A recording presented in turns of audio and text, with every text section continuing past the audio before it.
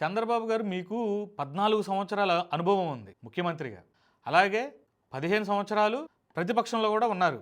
14 సంవత్సరాలు ముఖ్యమంత్రిగా చేయడంతో పాటు 15 సంవత్సరాలు ప్రతిపక్ష నాయకుడిగా కూడా ఉన్నారు మీరు. అంటే ఏ శాఖ ఎలా పనిచేస్తుంది, ఆర్థిక పరిస్థితి ఏంటని చెప్పేసి మీరు ప్రతిపక్షంలో ఉన్నప్పుడు కూడా అకౌంట్స్ చైర్మన్ మీ మనిషే కదా, మీ పార్టీకి సంబంధించిన మనిషే కదా. రాష్ట్ర ప్రభుత్వం గత 5 ఏళ్లలో ఎంత అప్పులు తెచ్చింది, ఎంత ఖర్చు పెట్టింది, ఎంత మిగిలింది, ఇప్పుడు మనం ఇచ్చే పథకాల వల్ల ఎంత భారం పడుతుంది రాష్ట్రం మీద, రాష్ట్ర ఖజానాకి మనం దాన్ని సాటిస్ఫై చేయగలమా ఖజానాతో ఈ పథకాలని అనేది మీకు ఈ మినిమం కామన్ సెన్స్ లేదా? అదేమనంటే సంపద సృష్టిస్తా, నేను సంపదని సృష్టించడం నాకు తెలుసు, నేను ఇంట్లో కూర్చొని అలెక్సాని అడుగుతా కరెంట్ ఉందా లేదా, వీధిలో లైట్కు కరెంట్ వచ్చిందా లేదా చూసి చెప్పిద్ది అని ఈ మాటలు మీరు బాగానే చెప్తారు. మాట్లాడితే హైదరాబాద్ని ప్రపంచ పటంలో పెట్టానని చెప్పే మీ 40 years ఇండస్ట్రీలో మీరు ప్రతిపక్షంలో ఉన్నటువంటి రాష్ట్రమే కదా. ఆ బడ్జెట్ ఎంత మిగులు బడ్జెట్ ఉంది, దీనివల్ల లేకపోతే ఆదాయం ఎంత వస్తుంది, ఇంకేమైనా పెంచితే మనకు ఆదాయం ఎంత వస్తుంది, మనం ఎలాంటి పథకాలు ఇవ్వగలుగుతాము